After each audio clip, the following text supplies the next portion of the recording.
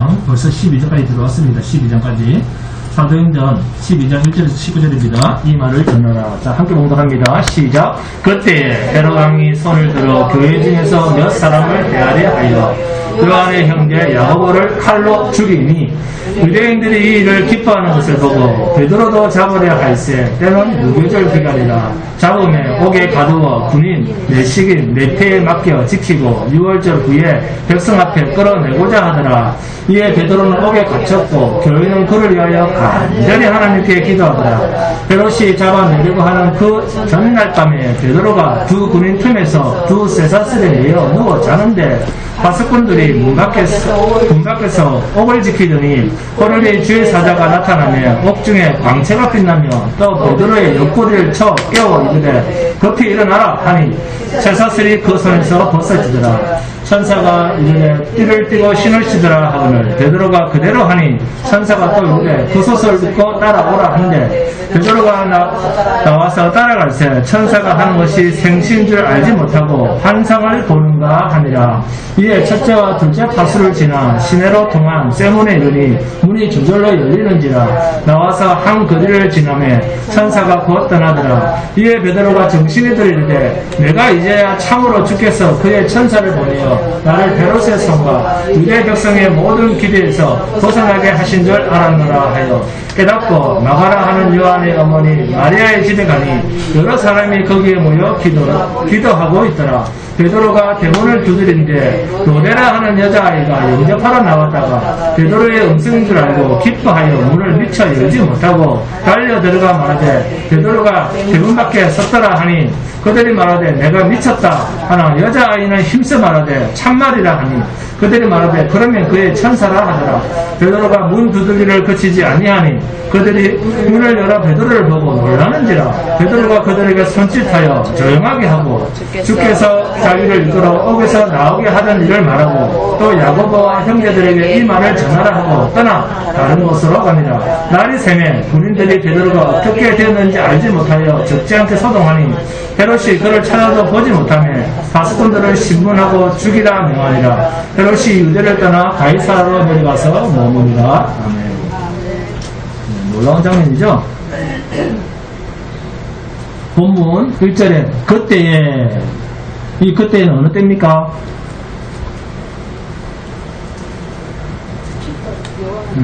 우리가 문장에 그 앞뒤를 봐라 그랬죠. 안디옥이라고 하는 이방인 교회에서 바나바와 사울로부터 복음을 듣고 가르침을 받아서 제자로서의 삶을 살고 또 이방인들로부터 그리스도인이라고 일컬음을 받았던 그때에 유대인에 있는 형제들, 유대에 있는 그리스도인들에게 자신들도 흉년이 들었음에도 불구하고 그들을 먼저 돌아보고 구조를 한 그때에 예루살렘 초대교회를 와해시키려고 하는 분봉왕 헤롯의 악한 시도와 이번에는 사도들을 예로 들면서 그리스도인이라고 하는 정체성에 대해서 성령이 말씀을 합니다. 헤롯 왕은 날마다 왕성해져가는 민심을 지배해가는 예루살렘 교회를 향해서 박해의 손길을 뻗칩니다. 본문 1절에 헤롯 왕이 손을 들어 무슨 말입니까? 공권력을 발동해서 교회의 중심 세력을 타격하려고 시도를 했다 그 말입니다. 그 결과 사도 요한의 형제 사도 야고보는 너무 일찍 순교를 당합니다. 예수님의 12제자 중에서 유독 총애를 받았던 제자들은 베드로와 요한과 그의 형제 야고보였습니다. 눈에 보이는 가시적 성과주의로 볼 때는 순교당한 야고보 사도는 별 대단한 족적이 없는 것 같습니다. 그러나 야고보는 12사도의 한 분으로서 거룩하게 순교했다라고 하는 이것이 이미 그의 모든 삶의 열매이자 아름다움입니다. 아멘. 사도 요한은 헤롯 왕에 의해서 죽었으나 온전하게 순교함으로 하나님께서는 그의 영광을 받으셨습니다. 사도들 중에 야고보는 죽임을 당했고 베드로는 죽임 당할 직전 전날 밤에 천사들이 와서 구해줍니다. 왜 하나님은 누구는 죽이고 누구는 살려주실까요? 그것은 하나님 편에서 쓰시고자 하시는 당신의 의도대로 그리스도인이란 어떤 존재인가 하는 것을 우리에게 가르치시기 위해서입니다. 여러분, 성도는 세상 사람들이 다 싫어하는 실패 속에 담긴 하나님의 뜻을 아는 자입니다. 예수 그리스도의 죽음이라고 하는 완전한 실패 속에 감춰져 있는 하나님의 성공적 생명의 구원의 역사를 만세전에 택한 하나님의 백성만이 이 사실을 압니다. 이것을 모르면 복음을 모르는 사람입니다. 여러분, 세상이 신을 만들어서 종교놀이를 하고 우상노름을 하는 것과 기독교와는 전혀 차원이 다릅니다. 이 세상에 하나님 말고 신이라고 부르는 모든 종교는 인간이 만들어 놓은 우상입니다. 이 세상의 모든 신은 인간 자기 욕심에 의해서 거룩한 방식으로 조작해서 만들어 놓은 신입니다. 이게 우상입니다. 그러나 성경이 말하는 하나님은 스스로 계신 하나님입니다. 그래서 하나님은 남이 내 신이 있어, 내 신이 없어 라고 말해줄 필요도 없습니다. 하나님은 우리 인간이 인정하기 전에도 계셨습니다. 그래서 우리가 인정해줄 필요도 없습니다. 창조주라고 말을 안 해도 좋습니다. 신이라고 인정을 안 해도 좋습니다. 우리가 그러든지 말든지 하나님은 자존자십니다. 스스로 계신 하나님이다 그 말입니다. 이러한 하나님이 자신을 세상에 드러내시는 방법은 세상이 가지고 있는 고정관념과는 반대입니다. 그 반대됨이 교회요. 그 반대됨에 사도 두 사람이 본문에서 등장하는 야고보 사도와 베드로 사도입니다. 교회됨이라고 하는 말은 그리스도인이라는 말입니다. 그런데 이 그리스도인이라는 의미가 사도들에게는 어떻게 나타나는가? 한 사람은 죽음에 내놓았습니다. 또 한 사람은 죽기 전날 밤에 빼냈습니다. 이렇게 일하신 분이 누구입니까? 하나님입니다. 하나님의 일을 세상 방식처럼 오해하시면 안 됩니다. 교회의 능력은 내 상황과 내 형편을 우선으로 돌아보지 않습니다. 어떤 상황에서도 하나님은 살아계시고 하나님은 우리를 생명의 나라로 인도하신다. 이것을 믿는 자들이 교회입니다. 그래서 성도는 안 되는 것에 대한 담대함이 있어야 됩니다. 본문에서 야고보는 칼을 맞아 죽었습니다. 그런데 베드로는 죽음 직전에 풀려났습니다. 이런 모습을 보면서 우리가 진심으로 하나님의 하나님 되심을 인정하고 바라본다고 하면 하나님이 어떻게 인도하시든 평탄한 길로 인도하시든 역경으로 인도하시든 그 인도하시는 하나님은 동일하신 하나님인 줄 알고 그 인도하심에 전적으로 자신을 맡기고 감사하며 살아야 됩니다. 성도의 인생은 하나님께 붙들려 있는 인생입니다. 성도의 시간이란 하나님의 시간입니다. 여러분의 시간이 아니에요. 성도는 하나님이 일하시려고 남겨놓은 도구입니다. 도구라고 하는 것은 쓰는 사람이 쓸 때는 기묘하게 썼다 하더라도 쓰고 자리에 두는 것도 쓰는 사람 마음대로지 도구가 소중한 일을 했다고 귀중하게 간수당해야 된다. 그런 것 없습니다. 야고보를 하나님께서 죽여서 데리고 가시든 베드로를 살려놓고 일을 시키시든 그것은 쓰시는 하나님이 도구된 존재들을 어떻게 쓰시든 상관이 없다 그 말입니다. 인간 편에서 주님 이렇게 써주세요. 하나님 저렇게 써주세요. 그러면 안 됩니다. 왜 쟤는 살리고 쟤는 죽입니까? 왜 저는 살리고 쟤는 죽입니까? 이런 말 할 필요가 없습니다. 죽고 사는 것은 하나님 손에 달렸다. 이것을 아는 자가 성도입니다. 세상 사람들은 죽으면 끝인 줄 알지만 그리스도인이 죽는 것은 영원한 안식의 나라로 가는 길입니다. 그래서 성도는 죽어도 찬송입니다. 죽음도 감사다 그 말입니다. 세상의 모든 수고, 세상의 모든 실패, 세상의 모든 고통이 마치는 그 순간, 그죠? 그것이 성도의 죽음입니다. 성도의 죽음 얼마나 큰 소망의 날입니까? 그렇다면 야고보는 죽게 하시고 베드로는 살게 하신 것을 비교해서 누가 더 낫다 못하다라는 판단을 할 필요가 없습니다. 그러면 왜 베드로는 살려주셨는가? 그것은 하나님이 필요하신 교회를 위해서 베드로를 살리신 것입니다. 베드로 개인의 생명적 유익을 위해서 살려놓으신 게 아닙니다. 본문 5절을 봅니다. 본문 5절입니다. 이에 베드로는 옥에 갇혔고 교회는 그를 위하여 간절히 하나님께 기도하더라. 아멘. 베드로의 죽음을 통해서 야고보의 죽음을 통해서 하나님께 의지하는 거룩한 법을 교회에 가르치시기 위해서 하나님은 야고보를 죽음에 내놓고 베드로는 옥에 갇히게 하신 것입니다. 결국 베드로를 살려두심으로 교회는 누구의 권세 아래에 있다? 교회는 그렇죠. 하나님의 권세와 하나님의 보호하심과 하나님의 다스림 속에 있는 존재구나 하는 것을 그들에게 강력하게 인식시키기 위해서 하나님께서 역사하신 것입니다. 우리가 바로 이와 같은 일에 쓰임을 받는 야고보와 베드로와 같은 존재입니다. 아멘. 우리는 죽임을 당해도 영원한 안식, 살려두심을 당해도 자기의 유익이 아니라 하나님 나라를 위해서입니다. 아멘. 그래서 우리가 하나님의 다스림을 받고 사는 교회의 모습으로 산다면 살려주셔도 자기의 유익을 구하지 아니하는 삶이요, 죽여도 영원한 하나님 나라에서 안식하며 살 것이기 때문에 어떤 쪽이든 우리는 아무 상관이 없습니다. 아멘. 그렇기 때문에 우리의 그 어떠한 경우, 어떤 형편에서도 우리는 하나님을 배우고 하나님께서 다스리시고 하나님께서 우리와 함께 하심을 여러분의 삶을 통해서 배우시기 바랍니다. 우리 인생의 그 어떤 환경 속에서도 하나님께 맡기는 법을 오늘 본문과 같은 사건을 통해서 신실하게 배우시기 바랍니다.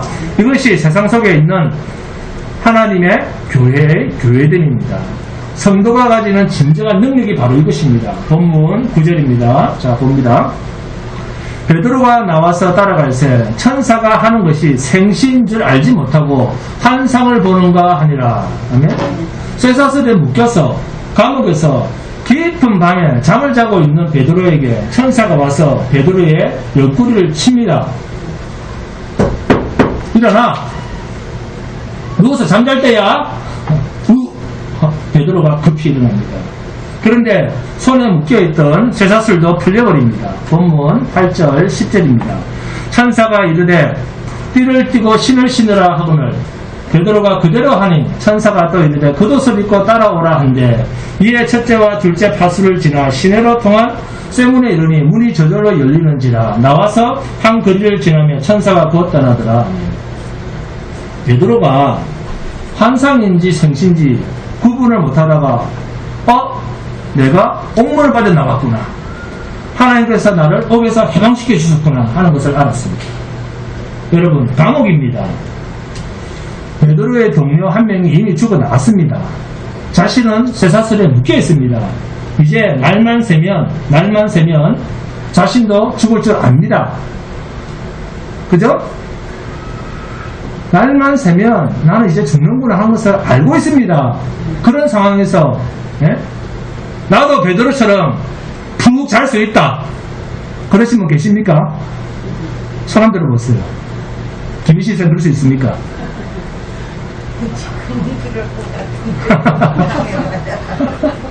아마 우리 중에 잠잘 수 있는 사람은 한 명도 없을 겁니다.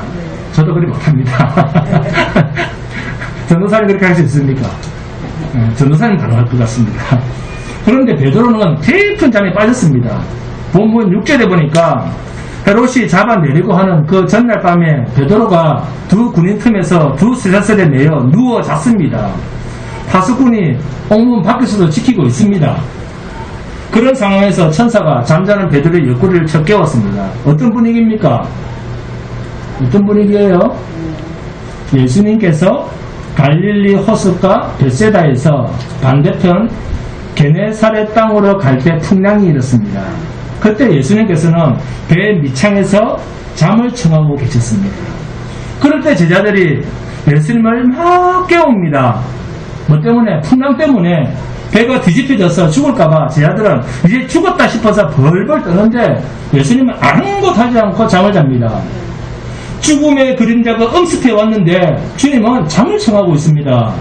지금 동료 야고보가 이미 순교를 당했고 날만 새면 자신도 끌려가서 언제 죽을지 모를 그런 순간인데 두 군사가 지키고 그 사이에서 자신의 몸이 쇠사슬로 묶여있는 그런 상황에서 베드로는 누구처럼? 그 옛날 배에서 예수님처럼 굴굴 잠을 자고 있습니다. 풍랑을 만난 예수님과 비슷하지 않습니까? 그래서 여러분, 성도는 어떤 환경에서든 안식을 누릴 수 있다. 이게 성도입니다. 하나님께 모든 것을 맡기고 죽는 것조차도 두려워하지 않는 마음, 어떤 위급한 상황에서 살려달라고 하나님께 애원하지 않는 모습, 이런 믿음을 우리가 본받아야 되지 않겠습니까? 우리 갈수록 저한테 아는 소리가 커지는 것 같으니까 뭔가 가능성이 있어 보입니다. 베드로에게 주신 믿음이나 우리에게 주신 믿음이 동일하다고 할 때 성도로서 누리는 그 누림의 정도가 베드로와 우리 너무 차이가 큽니다. 베드로를 지키신 하나님이 오늘 우리를 지키시는 하나님입니다. 아멘? 베드로에게 찾아온 천사는 오늘 믿는 우리를 수종드는 천사랑 같은 천사입니다. 베드로는 죽음이 눈앞에 왔음에도 주님이 누리셨던 그 평안을 베드로도 이제는 그대로 누리고 있습니다. 이렇게 하나님께서 주신 진정한 믿음의 능력은 이 세상에서 벌어지는 모든 일에 대해서 불안하지 않고 오직 그리스도 예수 안에서 하나님께서 주신 믿음을 가지고 담대하게 사는 삶입니다. 이러한 믿음이 세상을 향해서 드러내는 믿음의 능력입니다. 믿음의 삶입니다. 그래서 우리가 하나님께 꼭 엎드려 기도할 것이 있다면, 하나님, 당신이 우리에게 주신 세상을 이기는 이 믿음을 우리의 삶에서 드러내지 못하는 나의 어리석음을 용서하시고 참 믿음으로 담대히 살 수 있도록 나의 옹졸하고 나의 미련하고 나의 무식함을 용서하시고 나의 삶 속에서 당신의 믿음이 드러날 수 있도록 도와주시옵소서. 이렇게 믿음의 능력이 나타나게 해달라고 기도해라는 것입니다. 왜 우리가 당당하지 못합니까? 자기가 자기를 보호하려고 하니까 당당하지 못한 것 아닙니까? 자기가 자기를 유지하려고 하니까 겁을 먹는 거 아닙니까? 베드로를 보세요. 자신을 아예 하나님께 맡기지 않습니까? 그런데 우리는 자기가 살기 위해서 하나님께 기도를 합니다. 그런데 베드로는 모든 것을 주께 맡긴 채로 살아갑니다. 이게 믿음입니다. 믿음은 삶입니다. 베드로는 죽고 사는 것은 하나님께 맡기고 밤이 되니까 잠을 잡니다. 죽음이 기다리는 전날 밤이지만 그는 남들이 자는 밤에 자신도 잠을 잡니다. 만약 베드로가 내가 살아야 되겠다라고 하는 그런 소원을 가지고 있었더라면 베드로는 절대로 그날 밤 잠을 잘 수가 없었을 것입니다. 그런데 죽고 사는 것은 누구에게? 하나님께 맡기고 사는 사람은 주여 나의 죽고 사는 것은 하나님의 장중에 있습니다. 주 뜻대로 하시옵소서. 이게 기도입니다. 기도란 너희는 먼저 그의 나라와 그의 의를 구하라. 하나님의 뜻대로 아버지의 뜻대로 행하시옵소서. 내 뜻대로 하지 마시고 아버지의 뜻대로 되기를 원하나이다. 이게 기독교에서 말하는 기도입니다. 베드로는 죽음을 앞에 뒀지만 죽는 것도 아버지의 뜻이면 죽어야죠. 그러면서 베드로는 하나님께 자신의 생명을 맡기고 평안하게 잠을 잡니다. 이것이 기독교에서 말하는 능력입니다. 능력이란 다른 게 아니고 이게 능력입니다. 기도란 아버지의 뜻대로 해달라는 것입니다. 자신의 모든 뜻은 굽히고 하나님의 뜻에 맡기는 것입니다. 그런데 우리는 자신의 뜻을 성취시키기 위해서 새벽부터 나와서 아버지의 이름을 부릅니다. 이걸 뭐라고 합니까? 새벽부터 새벽 5시 요즘 새벽기도 안 하시죠 여러분?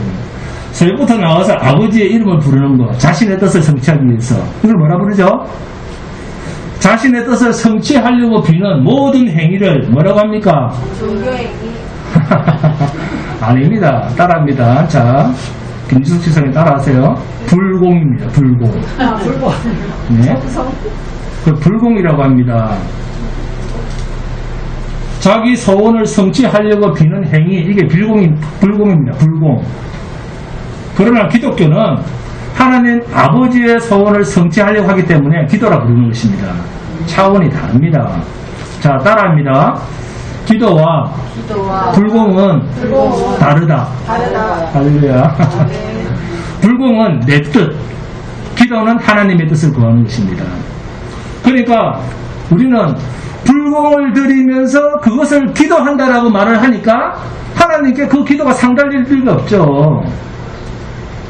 불공은 신앙이 아니라 종교놀이입니다. 하나님께서 베드로를 세워서 하나님의 일을 하시는 이상 그 어떤 세상의 권세가라도 베드로를 마음대로 죽이거나 살리거나 할 수가 없습니다. 그러므로 성도는 하나님의 권세로 하나님이 주신 특권을 가지고 살아가는 자입니다. 절대로 신자는 하나님이 데리고 가실 계획이 없는 한 마음대로 죽어지지 않습니다. 세상이 성도를 손대서 죽이거나 할 수 없습니다. 죽고 사는 문제는 오직 하나님께 있습니다. 절대로 인간이 마음대로 하지 못합니다. 신자는 바로 이 특권을 가지고 있는 사람입니다. 로마서 8장 보시겠습니다. 로마서 8장 35절에서 39절입니다. 함께 공독합니다. 로마서 8장 35절에서 39절입니다. 로마서 8장 35절에서 39절입니다. 로마서 8장 35절에서 39절 함께 공독합니다.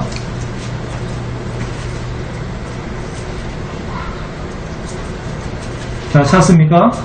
자, 함께 공독합니다. 시작. 누가 우리를 그리스도의 사랑에서 끊으려 반란이나 공고나 박해나 기근이나 적신이나 위험이나 칼이라 기록된 바 우리가 종일 주를 위하여 죽임을 당하게 되며 도살당할 양같이 여김을 받았나이다 함과 같으니라. 그러나 이 모든 일에 우리를 사랑하시는 이로 말미암아 우리가 넉넉히 이기느니라.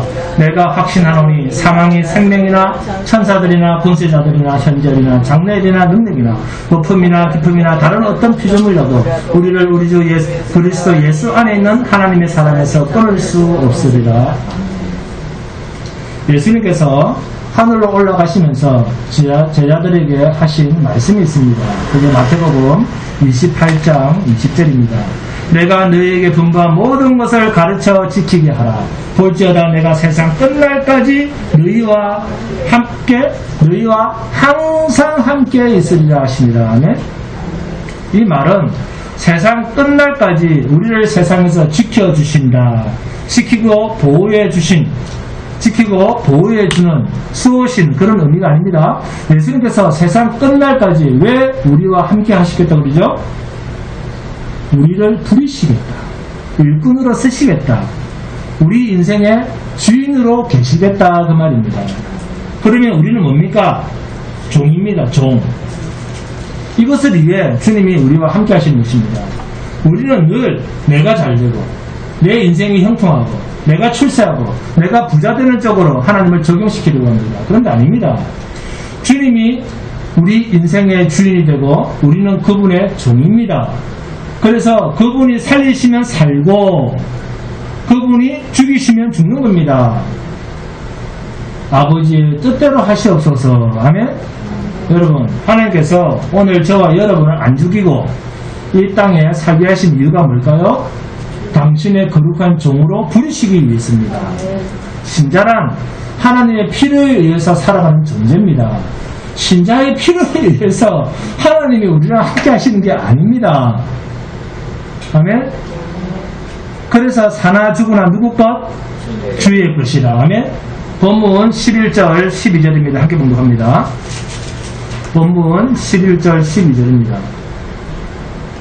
본문 11절 12절 함께 봉독합니다.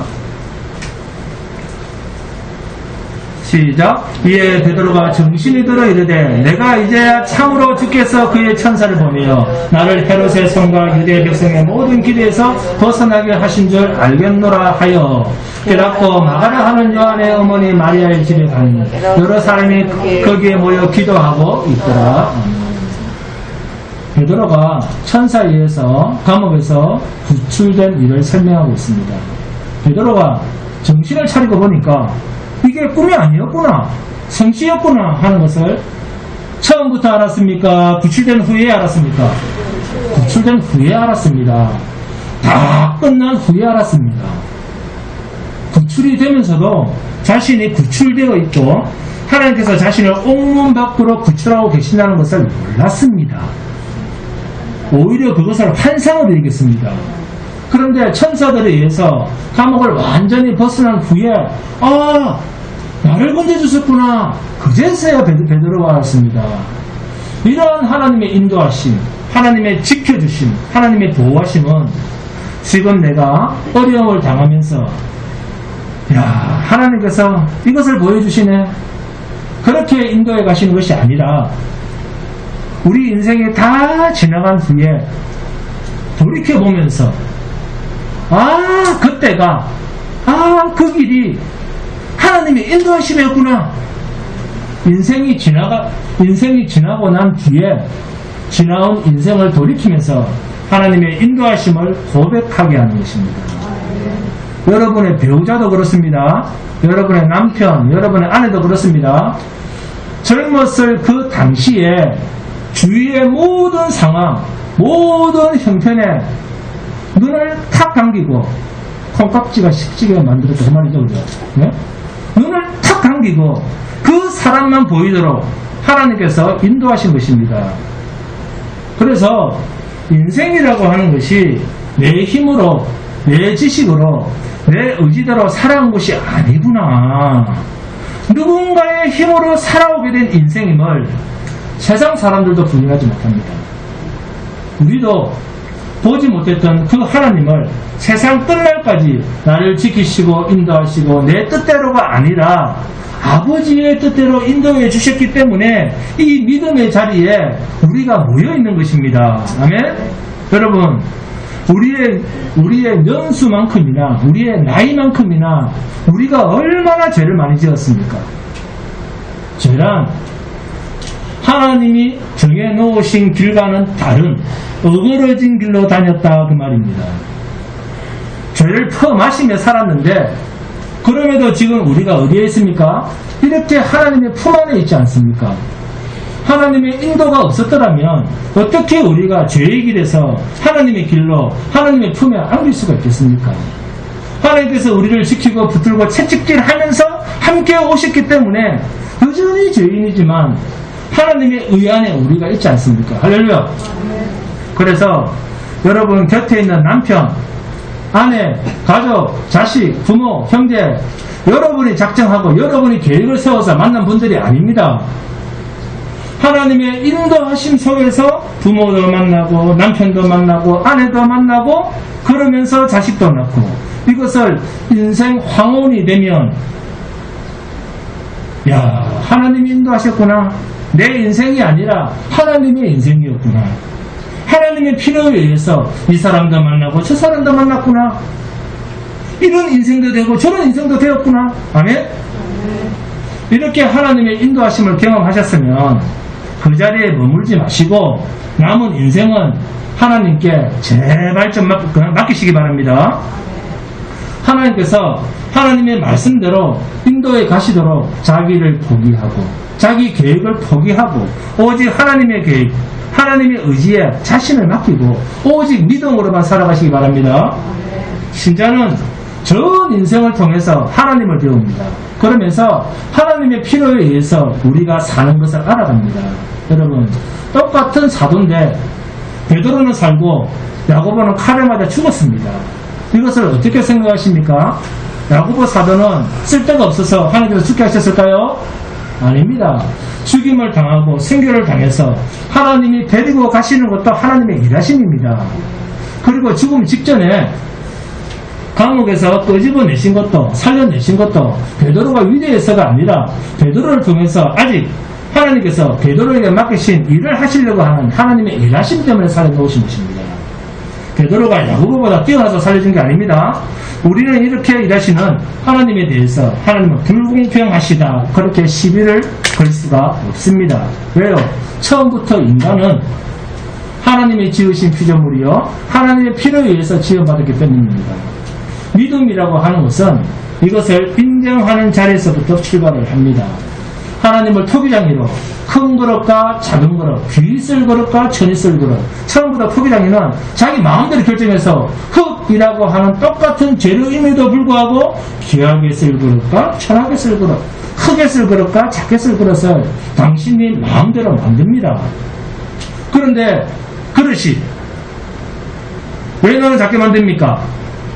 시비 걸 수 있습니까? 하나님께서 사람을 만드실 때 어떤 사람은 일찍 죽게 하고 어떤 사람은 오래 살게 했다. 어떤 사람은 천국을 가게 하고 어떤 사람은 지옥을 가게 했다. 하나님 어떻게 그렇게 불공평합니까? 원망 불평할 수 없다는 것입니다. 왜요? 만드신 하나님께서 하나님의 뜻대로 만드셨기 때문에 할렐루야. 이것을 믿는 것이 믿음입니다. 하나님의 온전하신 주권, 피조물인 인간편에서 아무런 이의를 제기할 수 없는 것, 이것을 인정하는 것이 믿음입니다. 그런데 세상 사람들은 피조물이면서 지으신 자 앞에서 늘 자기 중심으로 자기가 원하는 대로 안 됐다고 불평을 합니다. 그런데 하나님께서 구주 주신 선물인 믿음을 받은 사람은 우선 누구를 보는가? 그 믿음이 자신을 보게 합니다. 하나님께서 주신 믿음은 자기가 어떤 존재인가를 보게 합니다. 내가 어떤 자인가? 내가 하나님 앞에서 어떤 자였는가? 나를 지으신 자 앞에서 내가 어떤 존재인가? 100번 죽어 마땅한 죄인이구나. 실패한 작품이구나. 하나님은 이것을 보게 하십니다. 똑같은 피조물인 인간에게도 인정받지 못하는 존재가, 그죠? 똑같은 피조물이지 않습니까? 예수를 믿는 사람이든 안 믿는 사람이든 똑같은 피조물인 이런 인간 속에서 인정받지 못하는 존재가 하물며 나를 지으신 하나님 앞에서는 더 인정받지를 못하죠. 그래서 믿음밖에는 없다는 것입니다. 그렇게 자신을 제대로 본 그 자리에서 하나님께서 원하시고 내가 하나님의 필요하심에 따라 순종하는 삶을 살지 못하고 항상 나의 필요에 따라서 내가 하나님처럼 내가 원하는 대로 살려고 했던 믿음 없는 삶을 살고 있는 것에 대해서 제대로 된 회개를 하는 겁니다. 성경은 회개하는 존재입니다. 그러한 자리에 있는 자라야 내가 믿음이라고 우겨댔던 그동안의 인생에 믿음이라고 하는 그 포장 속에 교묘하게 숨어있던 것이 나의 가짜 행세였구나. 나의 가짜 종교심이었구나 하는 것을 인정하게 됩니다. 그런 가짜 종교 행위를, 가짜 행세를 믿음의 행세인 양 외식한 사람들이 유대인들이었습니다. 오늘날도 여러분 주위에 유대인들이 얼마나 많습니까? 그들이 얼마나 거룩하게 살았습니까? 하나님의 법을 지켜보겠다고 얼마나 몸부림을 쳤습니까? 지킬 수도 없는 그 법을 아직도 유대인들은 지키려고 애를 씁니다. 여러분, 그렇게 자기가 믿는 것은 믿음이 아니라 신념입니다. 신념. 우리의 결심, 우리 마음의 확증이 신앙이 아닙니다. 그런 건 신념이고 신념을 믿음이라고 부르지 마세요. 제발. 네? 여러분 믿으십시오. 네, 믿겠습니다. 그건 신념이지 신앙이 아닙니다. 믿음이 없는 자는 자기 체면, 자기 착각 속에서 살아갈 수밖에 없습니다. 그러나 진정한 믿음은 하나님으로부터 믿음의 선물을 받은 자만이 이러한 어리석은 착각이 아니라 믿음으로만 살아갑니다. 이런 사람은 하나님이 주신 믿음을 귀하게 여깁니다. 자랑할 만한 가치 있는 것, 자랑할 만한 능력이 있는 것, 자랑할 만큼 숨겨질 수 없는 것인 줄을 압니다. 이러한 믿음이 오늘 본문에 등장하지 않습니까? 베드로가 요한의 어머니 마리아 집으로 갑니다.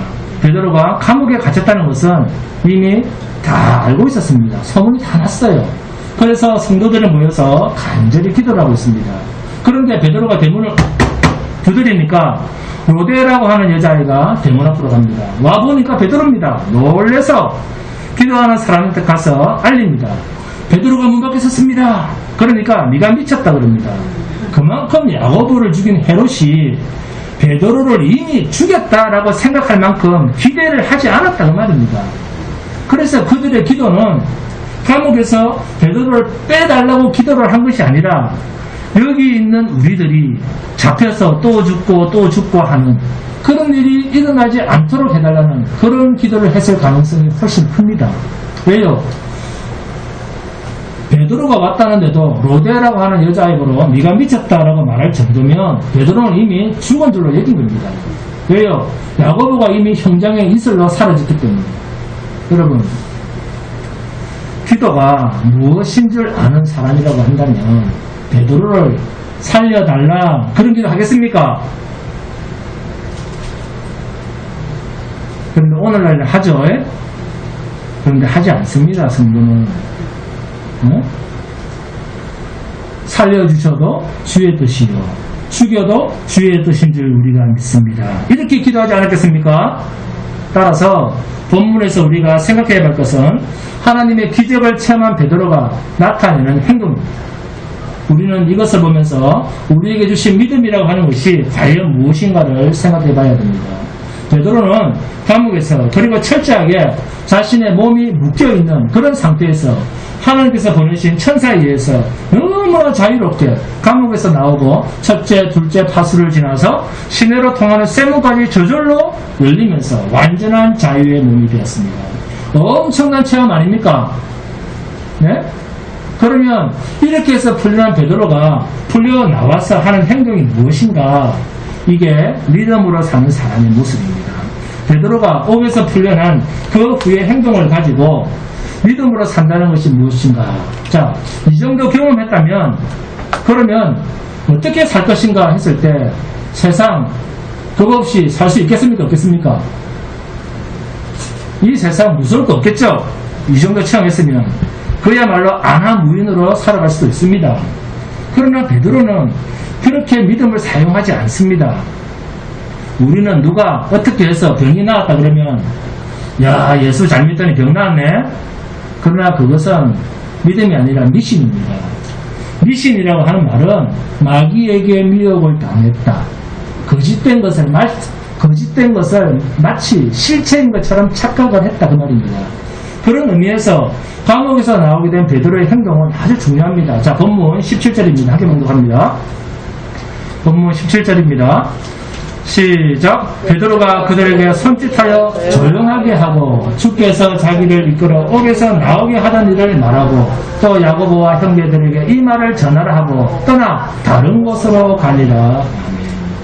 떠나 다른 곳으로 가니라. 여기에 줄을 긋습니다. 하나님께서 베드로를 살려줬으면 교회를 위해서 더 많은 봉사를 해야 될 것 같은데 떠나 다른 곳으로 가니라.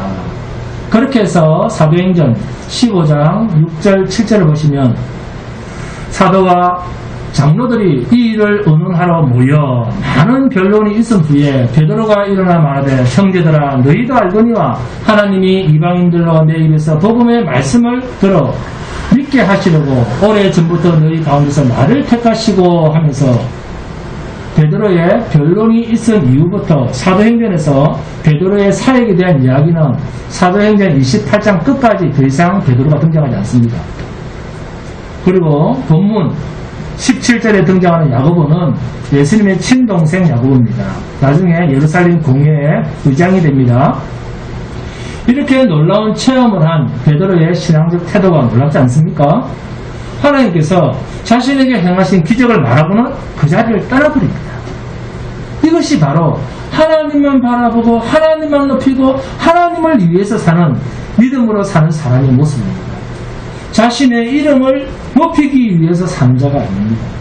진정 믿음의 위대함은 자신을 위해서 살지 않고 하나님만 바라보고 하나님만 위해서 사는 그런 사람으로 바뀌어 있는 것, 이것이 믿음의 능력입니다.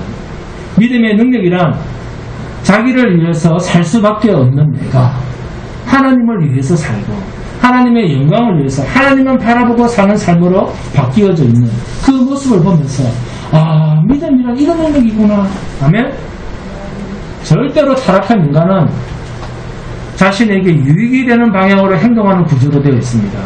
이것이 타락한 성품의 구조입니다.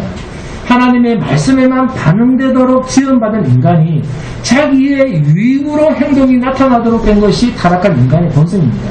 자기밖에 모르고 자기 잘되기를 바라는 이 인간의 본성, 이러한 인간의 본성을 보지 않고 하나님만 바라보고 사는 인간이 되게 하는 이것은 세상의 그 어떤 것으로도 불가능합니다.